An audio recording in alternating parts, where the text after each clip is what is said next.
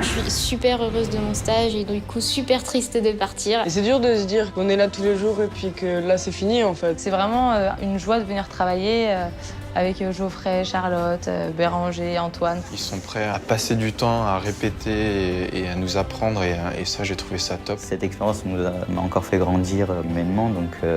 C'est juste une super expérience de vie et c'est que du plaisir. Vraiment, ce stage-là va rester gravé dans nos mémoires. J'en garde un souvenir trop bien. Oh, won't you stay with me? 'Cause you're all I need. Coucou mon loulou. Ce matin, je m'occupe d'aller nourrir Yang, donc je lui ramène sa petite gamelle avec la poudre de bambou et puis petite friandise du matin, une poire. Coucou bébé. Ah, ce vent, j'aime pas. Oh, la tête. Oh là, bah, hey Yang. En arrivant, il est un peu méfiant, il est un peu regardant. Ah, mon loulou. Tu viens? Ok. La casquette que t'aimes pas, je l'enlève. Il était méfiant, mais pour le coup, il vient très très bien. Il vient manger sans aucune difficulté. Regarde mon garçon. Il mange hyper bien, il est calme. Ça va mon garçon? Ça va mon loulou? Tu viens? C'est agréable de pouvoir prendre le temps avec lui et de refaire un petit peu un point sur lui, comment il est avec nous. Au début, je fais une désensibilisation plutôt calme en fait. C'est-à-dire que la gamelle est positionnée de telle façon que s'il veut venir manger, bah, il passe très proche de ma main. Et puis au fur et à mesure, ma main descend un petit peu. Puis du coup, bah, il passe, il y a un contact. Mais c'est lui qui choisit qui est ce contact parce que c'est lui qui décide d'avancer en fait. C'est pas moi qui le force en mettant ma main. Et finalement, on est en train de faire de l'entraînement médical avec lui de cette façon. Les pattes, ça va. La queue, ça va. Oui, mon loulou, bien. Au top. Au top, mon loulou. Yang est un célibataire plutôt agréable. Il reste très agréable. Je reprends ma casquette. Pour Yang, on est sur liste d'attente. C'est-à-dire que le coordinateur Pandarou Europe va lui décider quel Pandarou est disponible pour nous en femelle. Et pour l'instant, on attend. On sait qu'on est validé, on attend juste qu'on nous dise quelle femelle on peut aller prendre. On remet un peu de paille, chou. On a hâte quand même qu'il y ait une femelle et que ça reprenne un peu de vie dans l'enclos et que lui reprenne un petit peu et pourquoi pas qu'on ait des petits. Donc on a hâte. Salam mon loulou.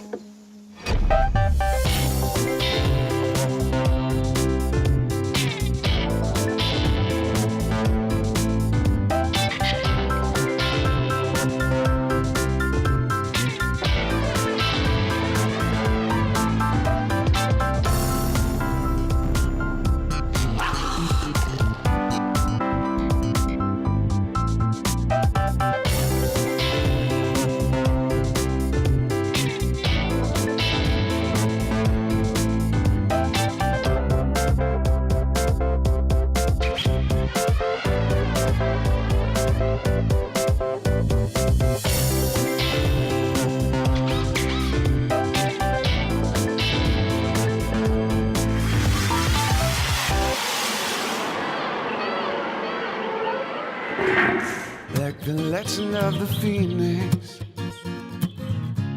that falls from the beginning. Oh yeah, we've come too far to give up who we are. She's up all night to the sun. I'm up all night to get some. She's up all night for goodbye. Oh les coups. Ouais. Ce matin, je vais voir les chevreaux. Là, je me perçois qu'il y a du foin qui avait été oublié d'être mis, donc je ramène du foin.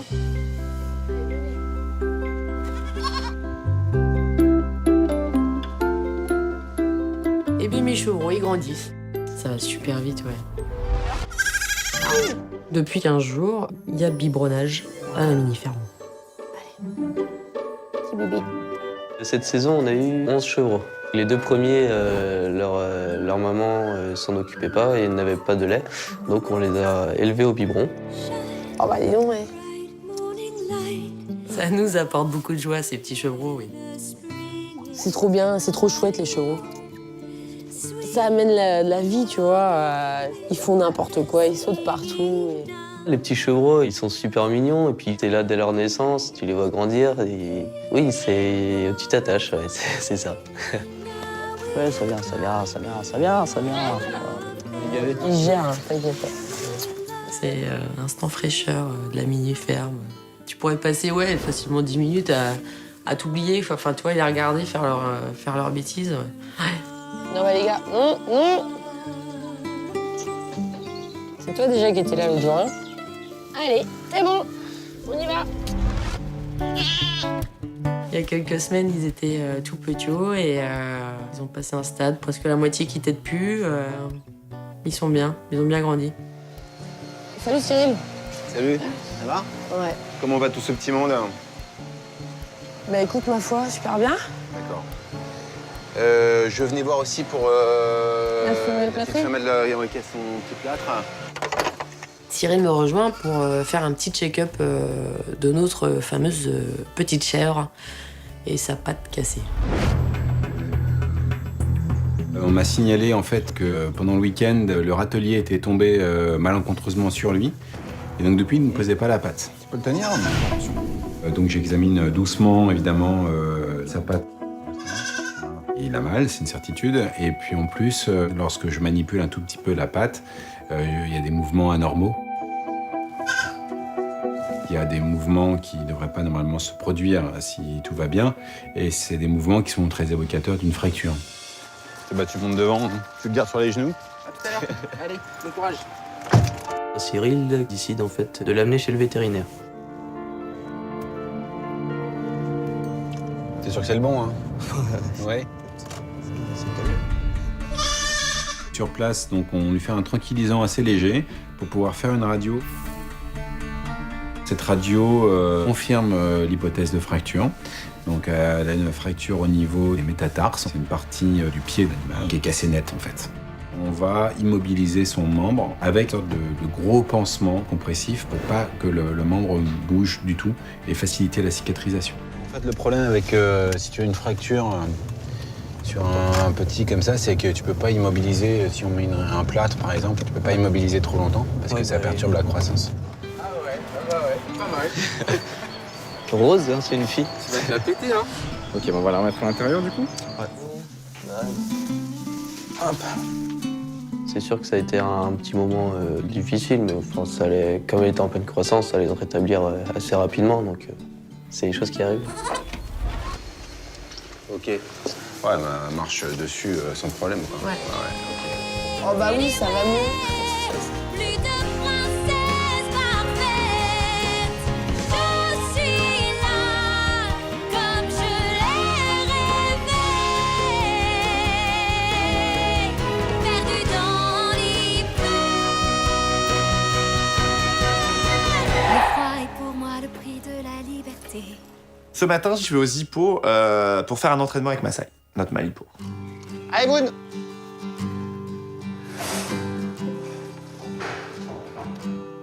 Bah, c'est rentre. Tu viens, fille?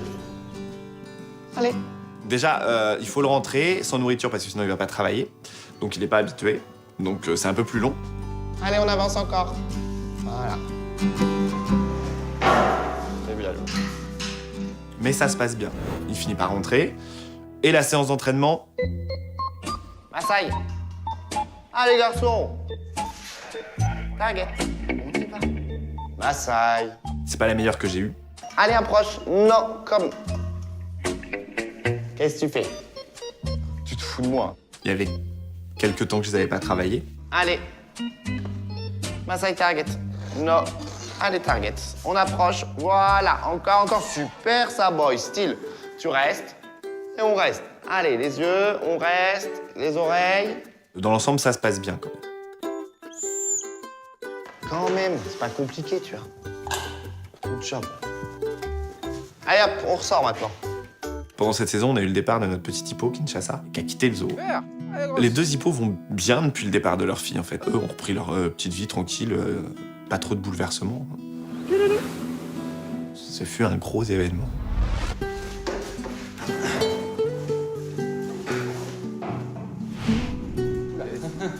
Ah oui. Oh là là, qu'est-ce que Kinshasa, notre petite hippo, va partir d'ici une quinzaine de jours. Donc en fait, il faut qu'elle apprenne à pas avoir peur de la caisse dans laquelle elle va être transportée. Kincha, allez comme bébé. Alors qu'est-ce qui la bloque? C'est qu'on a fait du bruit, c'est qu'on a baissé la truc? Peut-être. Il a fallu montrer à Kinshasa qu'elle pouvait rentrer dans la caisse sans qu'elle ait peur de ça. Eh oh, t'arrêtes de faire la vénère là. Dépêche-toi. On l'appelle, on essaie de la stimuler, etc. C'est rien. Toi, ça bouge pas. Tu peux passer, y a pas de souci. Allez, viens. À la base. Oui, bébé, encore. Super, c'est bien, ça m'a fait. Ça, super ça. Bon, ça s'est fait très rapidement. C'est vrai qu'en une journée, en une après-midi, elle a surmonté sa peur de la caisse et puis elle est rentrée dedans. Puis chaque jour, on la nourrissait dans la caisse pour qu'elle puisse prendre ses marques, ses repères, jusqu'au jour où on a refermé la trappe derrière elle pour la dernière fois. Ferme. Lâche. C'est bon. Ah, il y a un poivron qui gêne. Mimi. Kincha, allez, viens. Ça y est, on se calme, ça y est. Là, on a encore une très grosse logistique parce que l'enclos des hippos se situe au cœur du parc et qu'on ne peut pas faire rentrer de gros véhicules. Et donc, la logistique, ça a été déplacer la caisse de transport avec l'hippo à l'intérieur, de l'enclos jusqu'au camion. Il y a un enjeu de sécurité, évidemment, quand même, parce qu'il y a 3,5 tonnes en hauteur, il y a du monde autour. C'est du temps, on va y aller mètre par mètre, à chaque fois. Ça se joue vraiment au millimètre près à chaque fois. Tourner dans les allées du parc, élaguer quelques branches. Elle est où? Elle est debout au milieu, là. C'est toujours des moments forts pour le parc parce que c'est les méga herbivores, c'est les gros animaux qui mobilisent beaucoup de monde. Et d'ailleurs, on le voit bien, il y a beaucoup de gens, même qui ne sont pas directement concernés, qui viennent voir comment se déroule le départ de Kinshasa. Je suis content parce que ça s'est bien passé. Le transport a bien été géré de tous les côtés. Ils vont pas beaucoup à l'eau. Ok, bon, bah... On y va? Je pense qu'on lui a évité le maximum de stress, même si, elle est forcément stressée, mais c'est vrai que le chargement et le déchargement se sont vraiment bien passés. Ça a été une journée forte en émotions. Forcément, on laisse un animal ailleurs. Eh Bibi, bah alors? Qu'est-ce que tu fais? Bah alors? Bah oui, tu vois. Ça y est? Bah oui. T'as envie de la rassurer, mais à la fois, il faut partir. Et bon, bah voilà. On la rassure, et puis, bah, allez, éclate-toi. Bah alors, Bibi?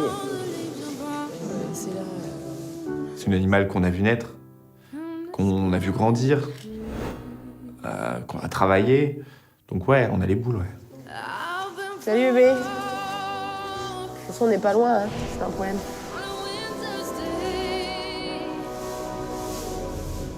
Je lui souhaite de faire ce pourquoi elle est là-bas, c'est-à-dire de faire plein de bébés, déjà, et que tout se passe bien pour elle. Bah bientôt, bon courage. À la prochaine.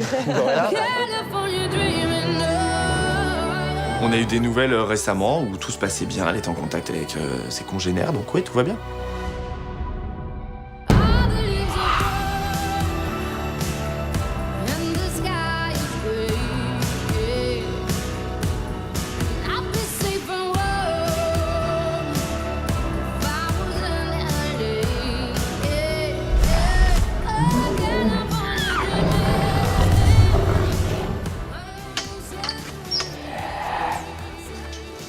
Allez. Dans l'après-midi, je suis avec Elion. Je suis avec Anaïs, une stagiaire.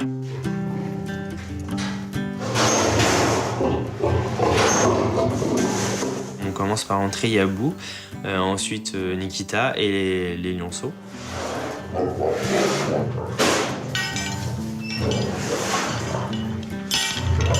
Bon, alors, Yabou, tu vas voir ta griffe dans le dos. Dans l'après-midi, un visiteur m'avait signalé une tache rouge qui pourrait être potentiellement du sang sur le dos de Yabou. Forcément, Yabou n'est pas trop d'accord que je m'approche près de la grille pour jeter un petit coup d'œil. Essaye de l'appeler vers ton côté.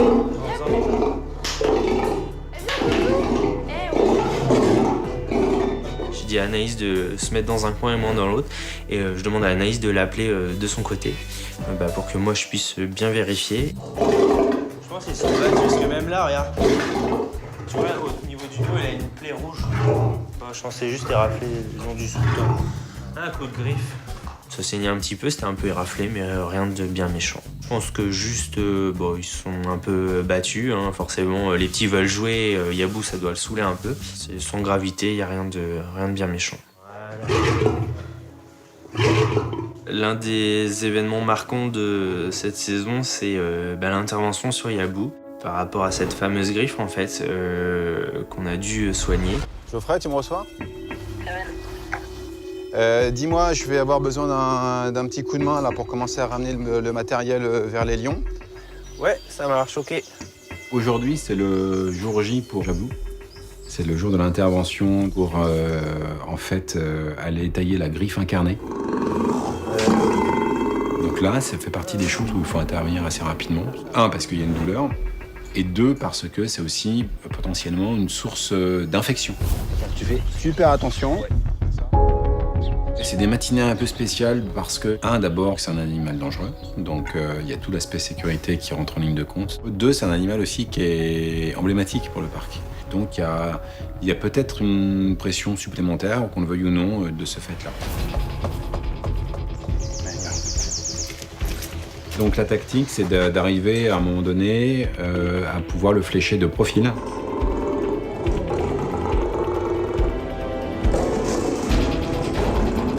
Et là, il s'avère que quand je rentre dans le bâtiment, Yabou est couché en fait. Et il est couché parfaitement, il est couché le long du mur et il me présente une belle cuisse. Je vois ça et tout de suite, je vise et je le tire immédiatement.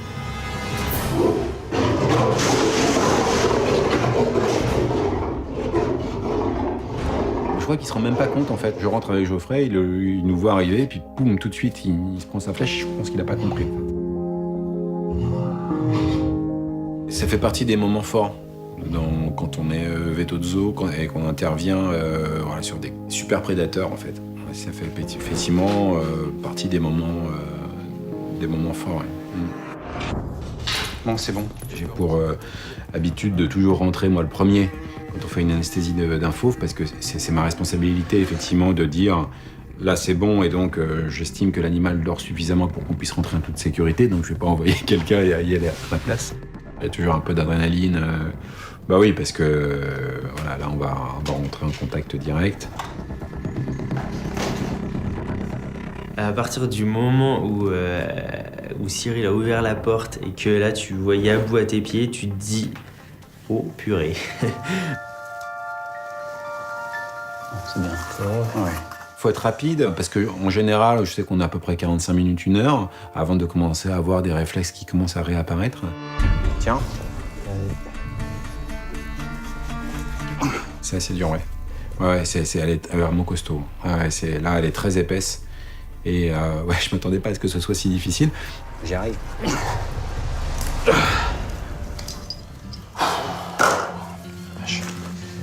C'est une intervention rondement menée, à surveiller que ça se reproduise pas dans les mois qui viennent, évidemment. Mais voilà, un animal au final qui a bien dormi et qui s'est bien réveillé. On a fait ce qu'on avait à faire, donc un bilan très positif sur cette intervention. Et bien réveillé. Oui. Sur le coup, on réalise pas parce qu'on est tellement à fond dans l'intervention. C'est après, en fait, je pense qu'à partir du moment où on est conscient que tout s'est bien passé, là, on réalise que, on était à côté d'un lion, on l'a caressé, on a profité de pouvoir être proche de lui. Et, c'est vraiment des moments inoubliables, je pense.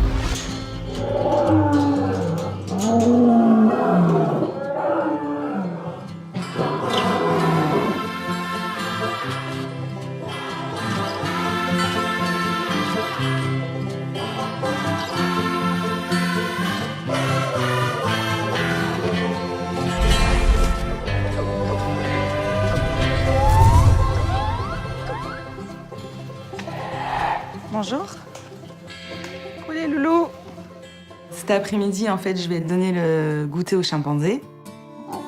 Il est gentil, Titi. Les chimpanzés, voilà, au moment du goûter, de toute façon, à chaque fois, ils nous attendent. De toute façon, ils nous repèrent de loin. Poupette. Regarde ma poupette. Chaque fois qu'on arrive, donc faut bien disperser la nourriture. Des fois, ils sont assez taquins entre eux, ils se piquent la nourriture entre les pattes. Bah oui, ma doudoune. Tu t'es fait piquer ta salade. Oui, ma chérie. Tu bouges un petit peu, Kaline. Allez, Kaline, tu bouges. Moi et les chimpanzés, c'est vrai que c'est une grande histoire d'amour parce qu'à chaque fois, j'ai des moments assez sympas, privilégiés, qu'on a que avec eux et qu'on raconte des fois aux autres soigneurs, mais je pense qu'ils ne s'en rendent pas compte, le lien qu'on peut avoir avec eux, quoi. Coucou, ma doudoune. Ça va, mon bébé? Comment ça va, ma fifi? Pendant que je nettoie, en fait, souvent, j'en profite un petit peu pour aller passer du temps avec les 3 chimpanzés au niveau de la grille, en fait. Tu me donnes quelque chose? C'est quoi tu me donnes? Oui, good girl. Kaline est très demandeuse parce que c'est un chimpanzé qui est imprégné. Donc imprégné, en fait, ça veut dire qu'elle a été élevée à la main par l'homme. Du coup, elle demande quand même beaucoup de contact avec l'homme. Qu'est-ce que j'ai? Ah mais ouais, mais avec Kaline, c'est parti pour un petit moment d'échange et de gestes tendres, en fait, toutes les deux, quoi. Ah oui, un doudoune. Ça fait bizarre. Je lui présente mon visage et je sais que je pourrais... Enfin, voilà, je ferme les yeux, elle me fera pas de mal, quoi. Et moi, tu peux faire à toi?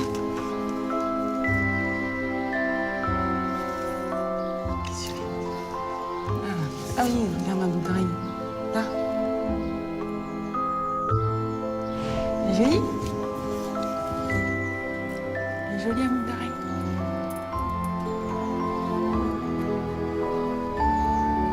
Quand voilà, j'ai ma main dans leurs mains, c'est pour moi, enfin ouais, je sais pas, c'est inexplicable. Qu'est-ce que tu fais? Des fois, j'en ai des frissons à des moments... Enfin, tellement que c'est trop bien, quoi.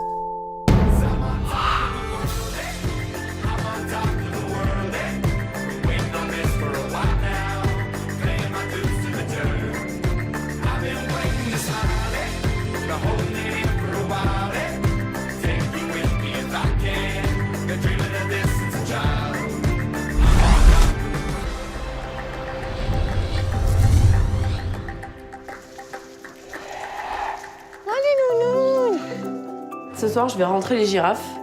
Donc en fait, pour rentrer les girafes, on leur apporte leur seau de nourriture. Bah oui, les filles.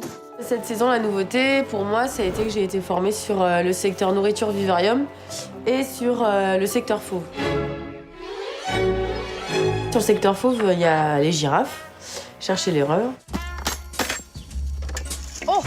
Et donc, en fait, quand on rentre dans le bâtiment des girafes, le premier box, c'est le box d'Usul. Coucou, Usul!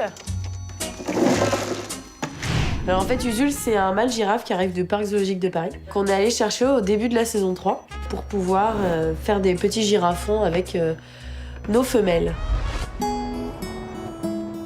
J'ai eu cette chance de pouvoir aller le chercher aux zoos de Paris et de pouvoir aussi parler avec son soigneur, voilà, qui a pu m'en dire un peu plus sur Usul. Alors là, t'as Adège, qui est la fille d'Aurore, donc qui est la mère d'Usul, donc c'est sa sœur. Alors, si Usul tient d'elle, vous êtes mal. Ça, c'est un gros événement parce qu'il y a très longtemps qu'on attendait notre mâle girafe, en fait. Généralement, les chargements pour les gros animaux, c'est vraiment impressionnant parce que on a toujours peur que ça se passe mal. Donc une fois la remorque mise en place, l'équipe va tranquillement pousser le mâle girafe, pousser Usul dans la remorque. Et voilà, Usul rentre dans la remorque sans trop de difficultés. Et une fois enfermé dans la remorque, voilà, on referme, on est prêt à partir.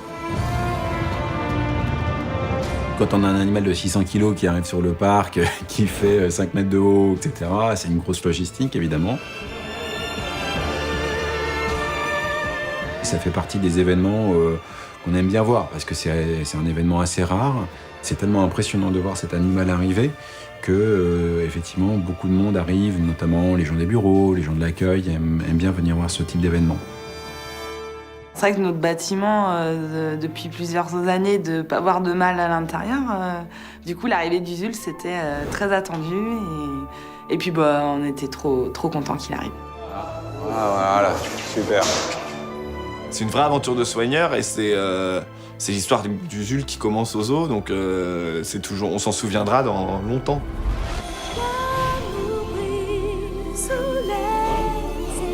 Il est très amoureux, Usul. Voilà.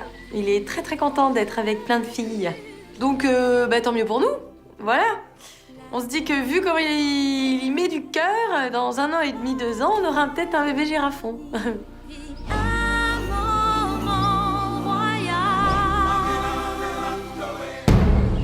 C'était la dernière séquence. Ah, bah arrête. Ça fait 2 mois que l'équipe France 4 est là. Ça a été riche en événements. Les gens participent à cette aventure humaine avec nous, en fait. Les gens nous disent, mais vous mangez avec nous tous les soirs. Mais c'est dingue, en fait. Vous avez su mettre en valeur notre métier, vous avez ouvert les yeux aux gens sur le métier de soigneur animalier. Ce qui me touche beaucoup, c'est quand les gens me disent les valeurs de travail que vous transmettez à nos enfants, c'est ça qui nous fait du bien. Et là, moi, c'est tout ce que j'attends, parce qu'à la base, on ne fait que notre métier. Je suis épanouie, j'ai le smile. Je fais un métier en or, je le dis, je suis contente d'être là. On n'a pas envie que vous partiez, quoi. À bientôt, France 4.